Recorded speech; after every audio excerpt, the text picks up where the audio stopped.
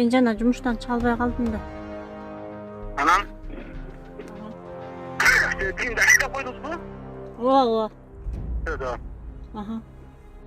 Маршруткадан укпай калып турмун да. Мен сыйды деген мынча слабыйсқа айлантпаш керек да, эже. О. Мен шундай кошмар етіп тұрмын, ана эже өмір бойы мага наразы болуп. Өмір бойы үчүн. Судимый болупчу. Мен сізге татына кайратпаш деген болсам ғой, эже.